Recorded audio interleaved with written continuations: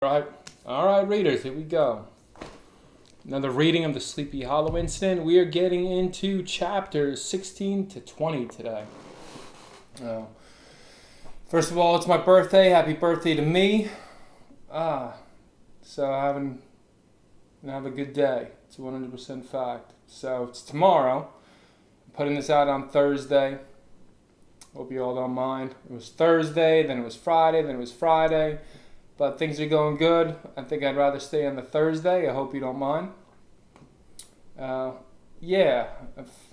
We'll see. It all depends on analytics after this is all done. So I'll keep bouncing back and forth Thursday or Friday, but I think Thursdays are better, although last week I said Fridays were better, so we'll see. But it is the old birthday. I turned 51 Friday, March 6th at 4:34 p.m. There was nothing more surreal to me than turning 50 last year. That's a 100% fact. It's just weird. Yeah.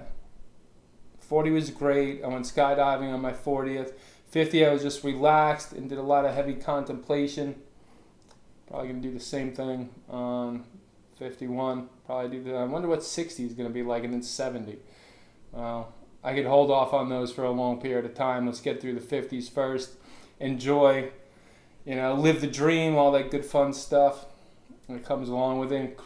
Keep creating fantastic stories, great villains, great protagonists, great antagonists, great all-around cast members, and just with stories that just like rip out the heart of humanity and then tosses it on a slab to be feasted on.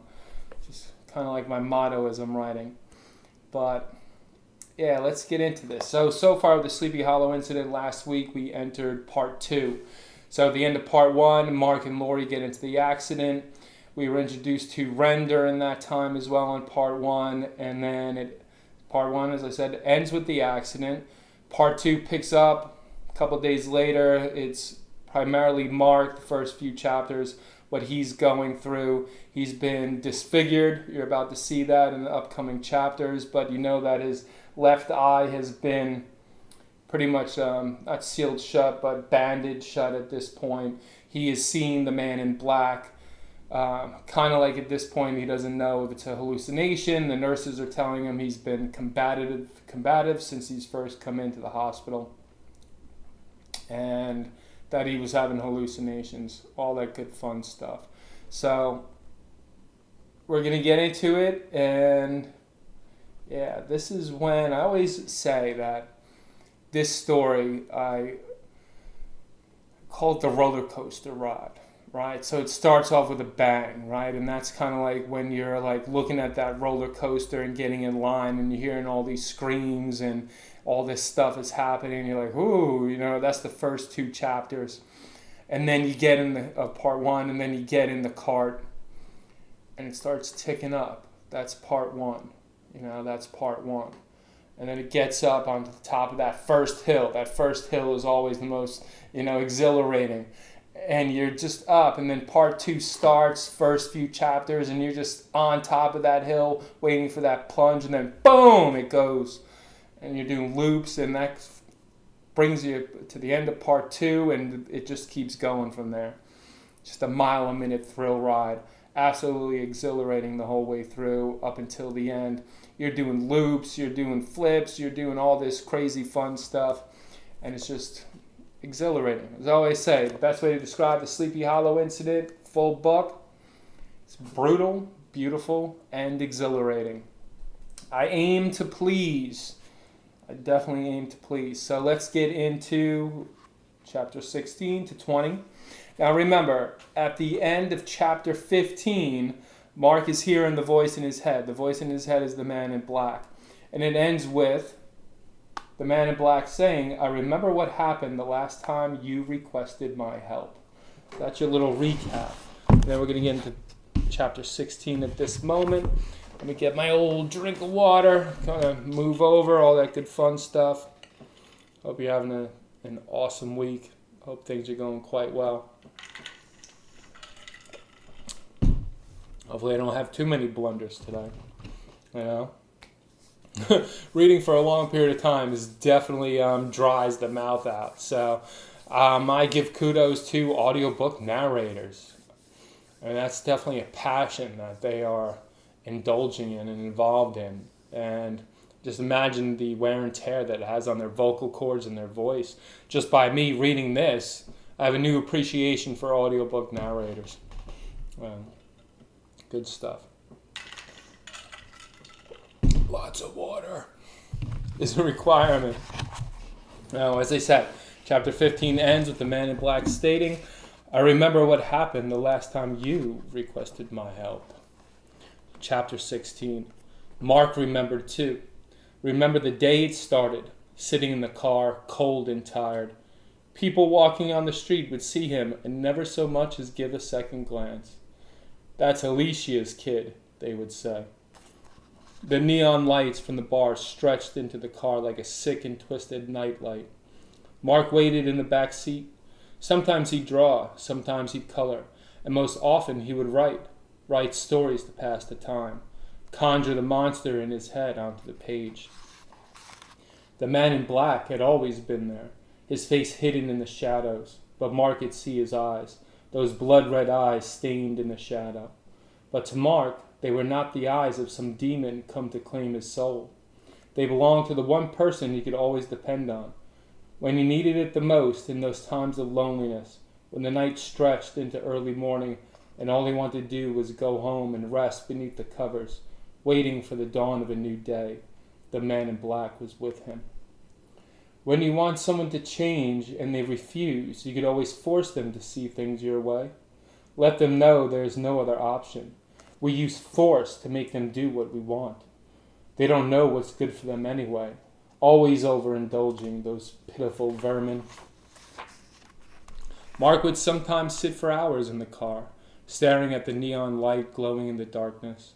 He'd listen to the chatter in the bar, the chaos rising the longer the night continued. Sometimes he'd see his mother stumble through the front door and he'd get excited, his heart racing in his chest, ready to go home. So excited he just about bounced off the seat. But she would never so much as glance in his direction. Isn't it such a pity how some people can be so weak in their constitution they must give their souls to a substance? And the man in black would laugh and cackle as Mark watched his mother, her eyes lost and staring into oblivion, until some guy escorted her back into the bar. No one cares, Mark. No one cares at all. Get used to it. When the chips are down, you'll discover they all run and hide like cockroaches from the light. It got to the point where Mark's only friend was the man in black, always in the shadows, always there. Can you make her stop? Mark could hear his own voice, his younger self, as if his voice echoed across time to his adult ears. Yes, said the man in black, but it will take force. Are you okay with that? He was 8 years old at the time, and he may have known little, but he knew what the word force meant. Little Mark sucked back his tears with a sniffle. Maybe she'll stop on her own. A child's optimism, as naive as it is hopeful. He went back to his story, escaping into fiction. If he couldn't have the perfect life, he could at least write one. He heard his mother laugh when she was brought back into the bar. He tried to ignore what he heard, but he had to see the door close, had to confirm his hope was lost, destroyed, just like that closed door shattered his heart. One day you'll be ready to make a decision on this matter, and on that day I will be there. Just think of me, and I'll be there. Can you go away now? Mark felt his tears roll down his cheeks. I want to be alone. To which the man in black said, as you wish, Mark, as you wish. Things would steadily grow worse from then on, especially after his mother picked up the glass pipe. When you're going downhill, eventually you pick up speed and race towards an ultimate inevitability. Chapter 17.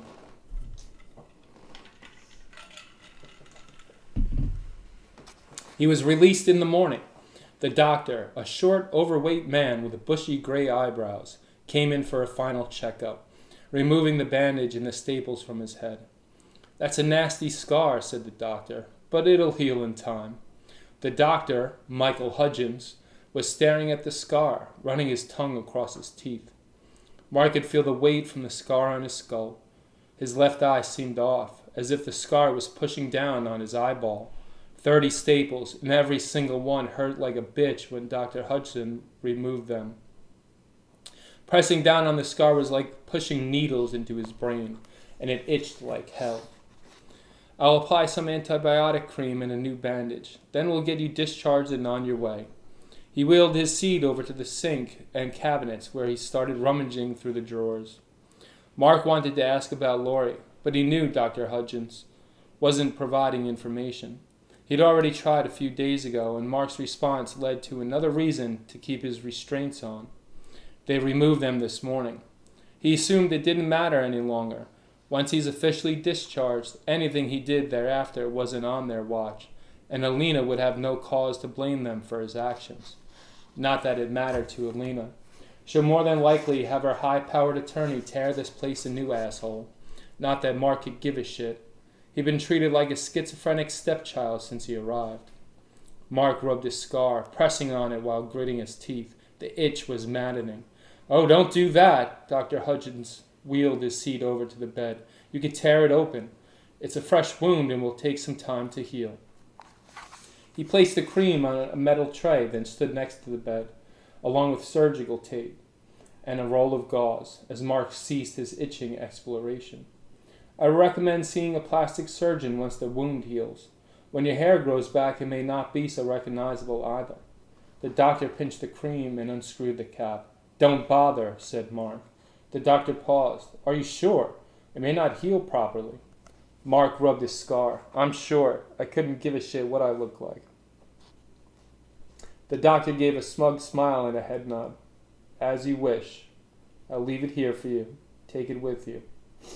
He paused, staring at Mark, staring at the scar, "In case you change your mind." "I won't." The doctor shrugged. "I'll leave it to you, then. Discharge papers are signed." And he paused, looking over Mark as if he were assessing Mark's next move, completely untrusting the look in Mark's eyes. "You are free to leave when you're ready. The nurses found some clothes for you. They're in the bathroom. And I do need to warn you, Mr. Saduge, considering your history, and yes, I read through your file, there is a possibility that the past may rear its ugly head." Mark shot him a confused stare, and the doctor shrugged. Sometimes with a head injury, when the recipient is under extreme emotional stress, the past has a way of breaking open and spilling into conscious thought. Figured I'd mention that to you, considering the history. He breathed as if he needed to take a pause. "I suggest you seek weekly therapy sessions for the next 6 months." He stood up, eyeballing Mark. Mark thought he was waiting for him to say something, maybe a thank you or something along those lines, but Mark had no thank you for the doctor. All he wanted to do was punch the man in his fat fucking face. A moment later, the doctor walked out, and Mark jumped off the bed, then raced to the bathroom and took the clothes out of the cabinet. He dressed quickly in a pair of dark blue sweatpants and a gray flannel shirt. His sneakers were in the bottom of the cabinet, with a fresh pair of hospital socks that he stretched over his feet, then squeezed those feet into his sneakers. A plastic bag on top of the shelf had his wallet. He ripped open the bag and rifled through the wallet. Everything was there. Bank card and $87 in cash, and the picture of him and Laurie. His favorite picture, taken when the two of them were at the Halloween parade. Mark remembered the day intimately. It was the day they both confessed their love for each other. They were dressed as Dorothy and the Scarecrow from one of Laurie's all-time favorite movies. Mark had wanted to go as vampires, but Laurie won that argument. He smoothed his fingers over the picture, then kissed it before squeezing it back into his wallet. "I'm coming, baby," he whispered, dropping the wallet in his pants pocket when he glimpsed the distorted human staring at him in the mirror. He thought he was looking at Frankenstein's monster. It took him a second to realize he was staring at himself. Chapter 18.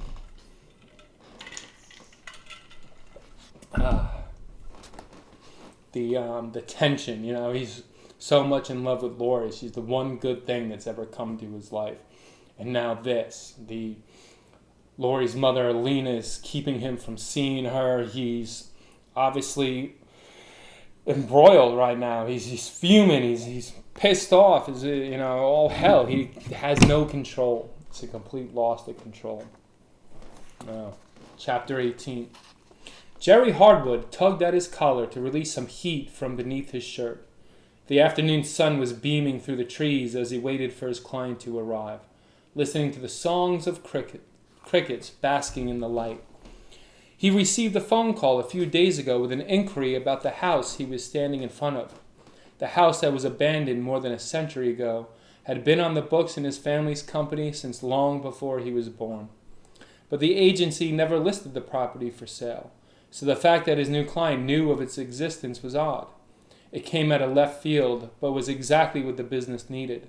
Exactly what Jerry needed too. A fat check to bolster his bank account. According to his father, who passed on to the netherworld 2 months ago, the house was not to be sold. Never. The why behind it was as mysterious as the house itself, and, to be honest, it gave Jerry the creeps. His father Boyd had been tight-lipped about the house, although he had whispered something on his deathbed that raised a few eyebrows. There's a portal to hell in the basement. Granted, the man was delusional in those final days, hopped up on painkillers and government weed. So, Jerry dismissed his father's warning, and considering the family business was in dire straits, Jerry was more than willing to sell the house for a substantial amount of money to the highest bidder. He scanned across the property. The western woods stood proud and in waiting. So much land circled the house. There were over 10 acres of woods. The surrounding land was also owned by the family business and came with a stipulation not to sell, which burned Jerry's britches more than he'd like to admit. It was a waste of prime real estate, and, after all, they are in the real estate business. So why not release their most valued property to the developers who would come crawling out of the woodwork with offers of dreams of prosperity? Tons of room to build houses, to build townhouses or even houses in this area. Jerry chewed his bottom lip, then checked his watch. 2:30. His client was late, over 30 minutes late. He wasn't surprised, though. Considering the road stopped half a mile from the house, anyone who wanted entrance would have to walk the half mile to get to the front door. Perhaps his new client hadn't expected the walk, something Jerry cursed himself for not knowing. He'd never been here, so how could he know? If he'd purchased one of those new cell phones, he would have been able to contact his client, but of course he didn't. Jerry heard about those damn phones and how the phone company was charging up the ass for service. Parting with wasted money was not in Jerry's best interest, so he decided to wait until the new fad turned into the norm, which is when those prices would come down. Let those other fools be the guinea pigs for phone companies. I'll wait until they come back to earth to get mine. He wished he'd brought some water with him, though. Jerry was parched, his mouth and throat arid like desert heat. He walked around the property, hoping to find a well pump or spring or anything he could find for a drop of water. But there was nothing, of course.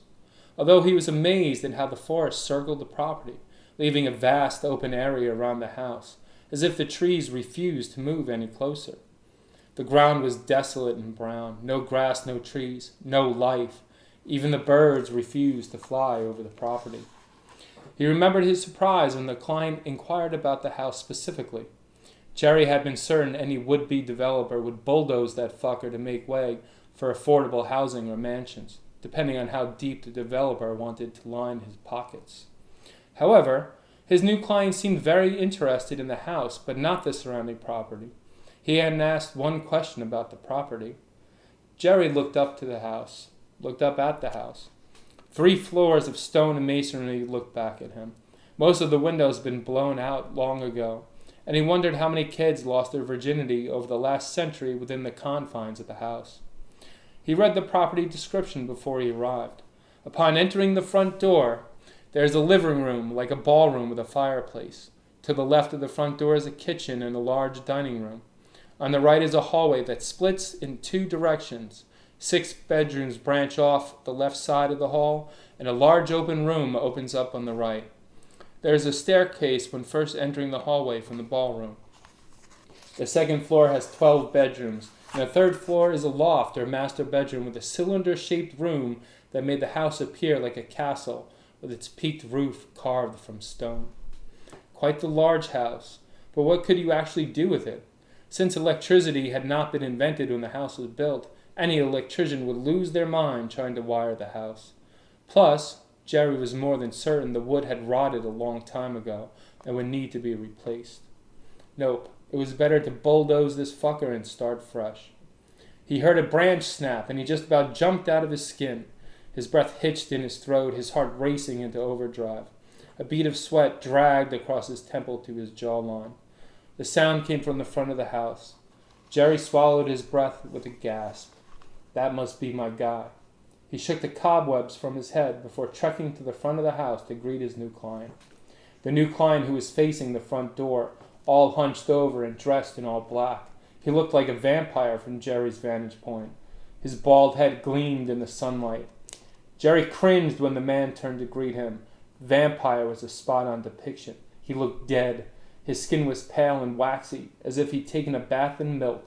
His long nose gave way to beady black eyes, and his short stature made him seem more like an underprivileged child than a man. His buck teeth completed the picture, cementing Jerry's vampire theory. Maintain, Jerry told himself. Maintain. Sometimes the way a client presented turned Jerry's gut. Although, if the man has money, who gives a shit what he looks like? Jerry offered his hand. Mr. Field, it's a pleasure to meet you. Ah, you know who that is, right? That's my boy, my favorite, my Ren. Yeah. And his last name is Field. Renfield. Right? That just came out organically. What's funny is I named him Wren after the bird, W-R-E-N, right? I just always thought that was a cool name. And then when I was writing this chapter, it didn't even occur to me. I said, I needed a name at that point, right? And because I was just talking about the field and the vast open field, the word Wren, the word field popped into my head. So I just gave him the last name Field. So Wren Field. And then like a few times, probably a week or two later, I'm thinking about this. I'm like, wait a minute, his name's friggin' Renfield. That's too funny. It's funny to me. I don't know if it's funny to you, but I find that quite funny.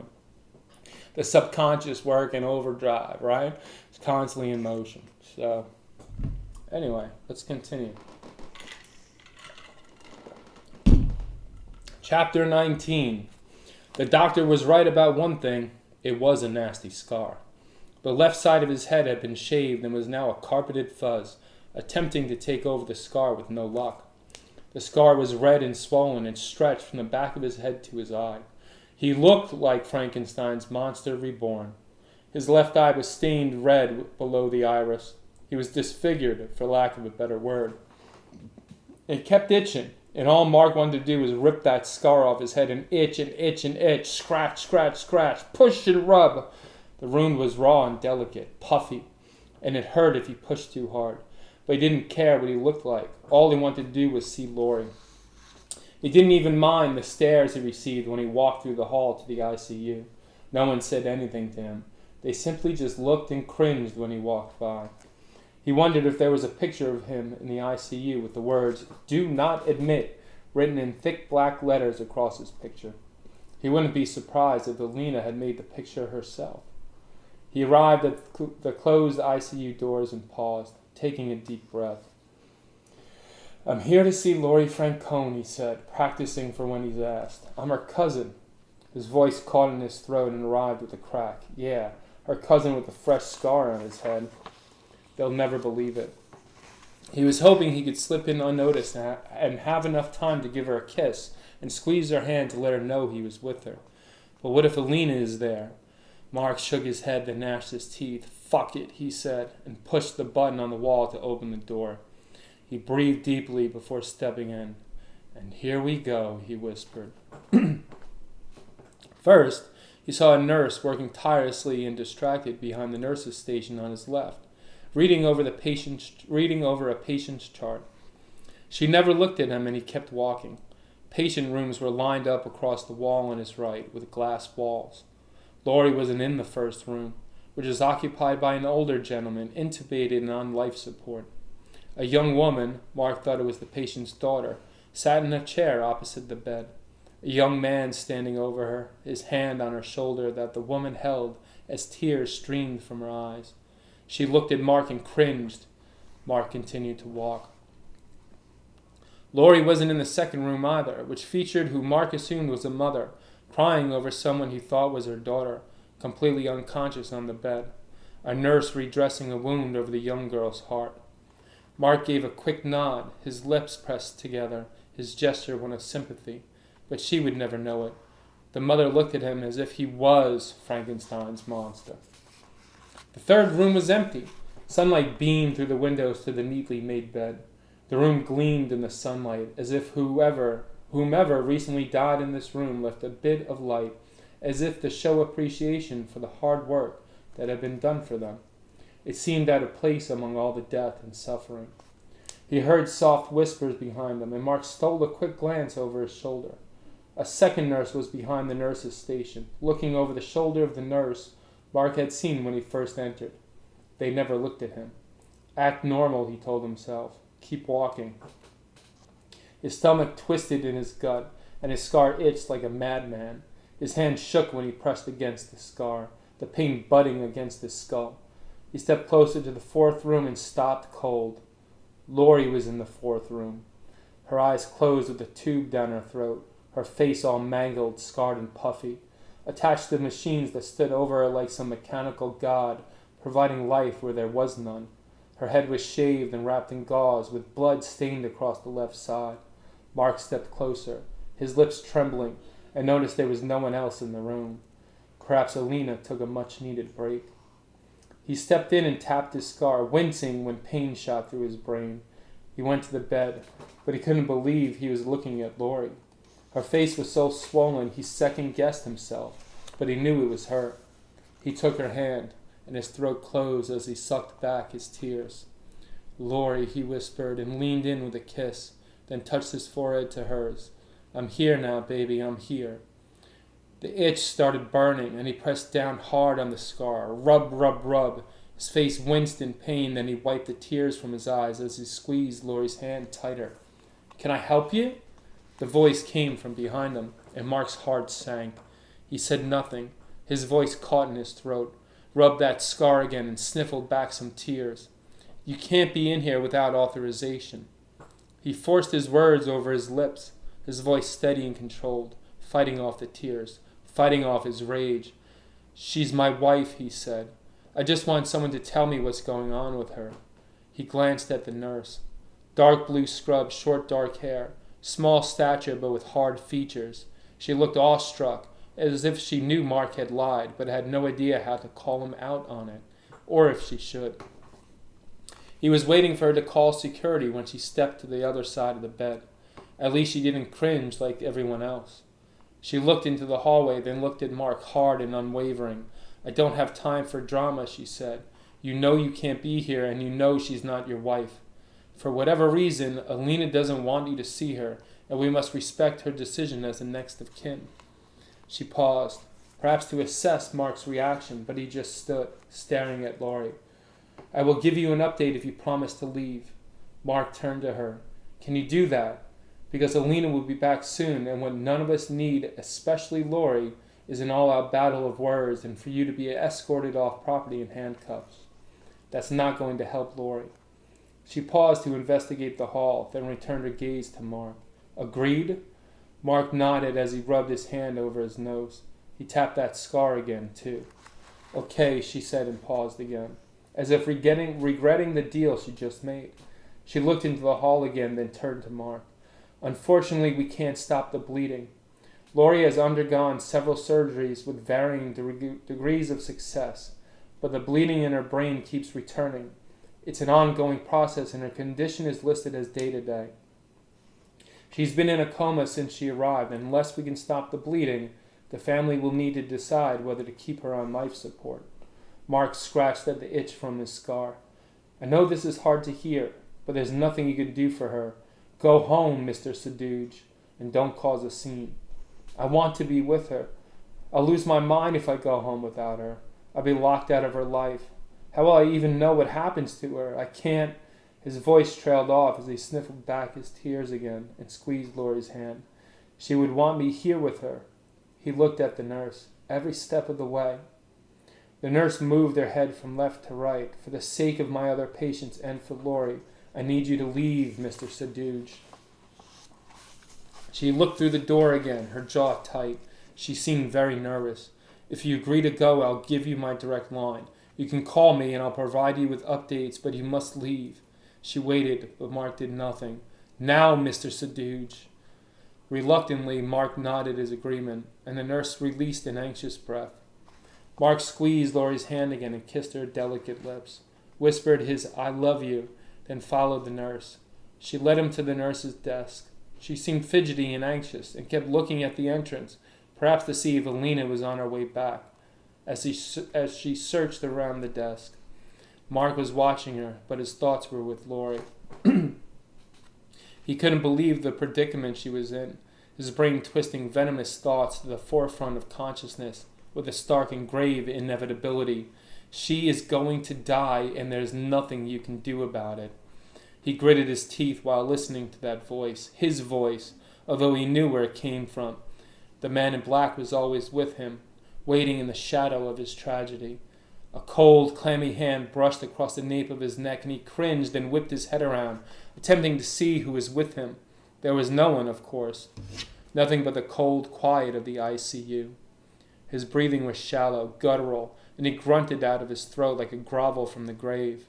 "Mr. Saduge?" He turned his attention to the nurse, who held the business card, staring at him as if he'd gone mad. "My direct line is on the back," she said. "I'll be here for the rest of the week.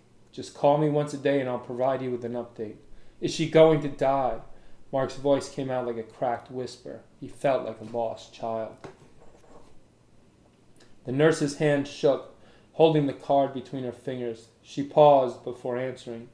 "She's listed as day-to-day, but it's best to remain optimistic. Laurie is a fighter. She's fighting for her life. Perhaps fighting for you, Mr. Saduge. To stay alive and live and breathe. These are critical days for her, and she needs as little drama and chaos as possible.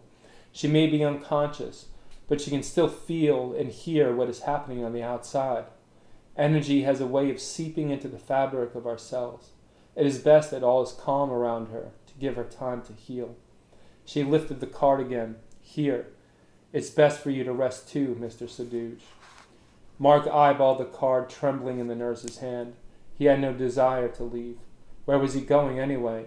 He had no car, no way of returning home. He'll have to haul himself to a train station to find his way back. Lucky enough, he wasn't that far away. A few hours, and he'd be back in the hollow. He took the card, albeit reluctantly, but knowing Alina was about to walk through the door turned his blood hot in his veins. The nurse was right. A verbal altercation with Alina wouldn't help Laurie or her condition. It was best to take the card and leave. "Thank you, Mr. Saduge." She stood there, staring at him, waiting for him to leave. Mark studied the card. The nurse's name was Jessica. Her name was written in cursive with the phone number below it. He held the card like it was his last lifeline. He looked towards Laurie's room, and that sinking feeling stung his heart, wondering if this was the last time he would ever see her. She is going to die, and there is nothing you can do about it. He felt numb to his core, helpless and alone, and one thing was certain: Mark did not like being alone. Bad things happen when Mark is alone. End of chapter. Chapter 20.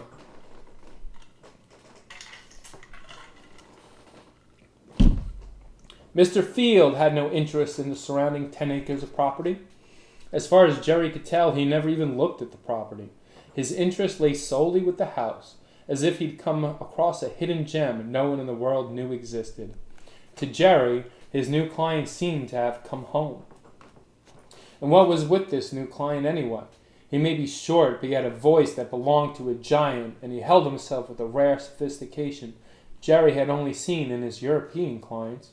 If he had to place the slight accent that traveled across Wren's lips, he would have guessed German or perhaps even a hint of Russian, although he could never be certain. Sometimes accents get lost in translation. Wren had asked Jerry to open the door as if he wasn't aware that all he had to do was turn the knob. There was no lock on the door, the same as every teenager over the decades who had come to the house. Well, it is your home, Mr. Hardwood, and out of respect for your home, I must politely request for you to invite me in. To which Jerry cocked his eyebrows and studied the daylight. If Wren was a vampire, he'd be looking more like burnt, melted butter than a man of flesh and bone, considering the sun was strong today and out in full bloom. Jerry sensed an immediate tightness in his chest, some state of paranoia that manifested within. He swallowed his breath with a gulp down his gullet. Of course, he said. Let me get the door for you. Wren stepped to the side as Jerry pushed down the double door that went no more than an inch into the house, buckled and pushed back. Quite the embarrassing moment for Jerry. He pushed again, but to no avail, as if someone was behind it, keeping the door from opening. He regarded Wren briefly. It must be stuck. But his voice trailed off when he saw the dark clouds rolling towards them as the wind kicked up a few notches. Wren was standing like a statue, his right hand held palm up across his stomach. Jerry noticed his long fingers and pointy fingernails, and the look in his eyes, those beady eyes, stretched wide with anticipation. Jerry had a fleeting thought to run and hide and forget about the money. This was all too weird. Thought about telling Wren he'll have to come back another day. Yeah, when Jerry can have a few people with him, because the door won't budge. You're being paranoid. Just get the damn door open. He cursed himself for not opening the door while he waited for Wren. He must be getting rusty. Normally, Jerry would have gone through every inch of the house prior to his client's arrival. But he truly believed this meeting was about the surrounding property and not the abandoned house. The house that creaked under the wind's gale when Jerry noticed the sun had disappeared, washed away by dark, threatening clouds. Now the rain started. Sporadic raindrops slapped against the porch, and now we really thought differently about entering the house. Being stuck in a dilapidated and abandoned mansion in the middle of the woods during a rainstorm with a stranger who looked like a vampire was not how he planned to spend his afternoon. The things he'd do for money. Jerry pushed his shoulder into the door, hoping with every fiber of his being that the door would not budge. So why am I still pushing? The door swung open and Jerry fell to the ground as the door slapped against the back walls. Jerry swallowed a mouthful of dust and dirt, which did nothing for his arid throat. He coughed something awful, on his knees on the dust and dirt-covered wooden floor. The sky grew dark as he rose to his feet, coughing and brushing the dirt off his pants and shirt. He was in the ballroom. The room was vast, with a fireplace that looked like it had seen better days on the wall leading to the hallway. The ceiling was low, and Jerry was well aware the stairs would be cramped. Claustrophobic is how Jerry described it. He knew about these old mansions. They always squeezed any host or guest with their cramped walls and tight spaces. He noticed Wren never said a word. Jerry regarded his new client, who stood at the entrance looking in as if he could not cross the threshold. He turned to Jerry with an anxious stare, as if his anticipation had reached a fever pitch and he couldn't wait any longer to enter the home. Come on in. You are more than welcome. He gestured to Wren to enter Come on in. You are more than welcome. He gestured for Wren to enter, and the sudden smile that crossed Wren's lips turned Jerry's gut. Wren closed his eyes when he said, "Thank you, Mr. Hardwood," and stepped across the entrance when thunder raged above the house with a howling wind that tore through the open doors, the same wind that pressed against the nape of Jerry's neck like a hand that cringed Jerry's bones, cascading down his spine. Jerry didn't know where to begin. There wasn't much to say, considering the house was in shambles, with dust and dirt covering just about every inch of the floors and windowsills, and cobwebs draped across the walls and ceiling. Sure, a huge renovation job would bring the house back to life, but what was there to see now? So, he said the only thing he could think of. Is there a part of the house you'd like to see more than the others? Like the master bedroom. We could start up there and make our way down if you like. Now the heavens opened, dousing the house with sheets of rain as the wind rifled through the open windows. Wren was looking over the house, standing tall and erect with his hand in front of him, still palm up. "Wren?" Jerry said, attempting to snap Wren's focus and get this tour started when Wren trained his beady eyes on Jerry. "Should we start in the master bedroom? Is there any room you'd like to see first?" To which Wren grinned and said, "Yes, Mr. Hardwood, I'd like to see the basement first." And chapter. There we go. Remember, there's a portal to hell in the basement, according to Jerry's recently deceased father. And we'll get more into that as the part 2 continues. We're also about to meet Detective Stephen Carver. Yeah, we are. Let's see. Boom, boom, boom. Yeah, chapter 23. We're definitely getting close. Not bad. Like I said, that roller coaster is starting to move like that. Anyway, I hope you enjoyed the reading. I love you. Life is good. Birthday weekend. Got some good things going on. Going to see The Bride. First thing Friday morning at 10:10 a.m. show. And if anybody who knows me know that Frankenstein is my favorite novel of all time. And I'm definitely excited about seeing this movie because it's more like noir, It's more like, creative license being taken here. So definitely excited. Christian Bale is a phenomenal actor, so this should definitely be good. And then actually going to a spring training Yankee game on Saturday with my wife. She scored some free tickets, and so that's pretty badass. I'm a huge Yankees fan. And then doing a chili cook-off Saturday night. So if you're following me on TikTok, you probably see videos all night and all that good fun stuff. Anyway, I love you. Peace out. Remember, a little weird is definitely good, so be weird, people. I will see you next week for the next 5 chapters of Book 1, The Sleepy Hollow Incident. Be well. Boom, boom, boom.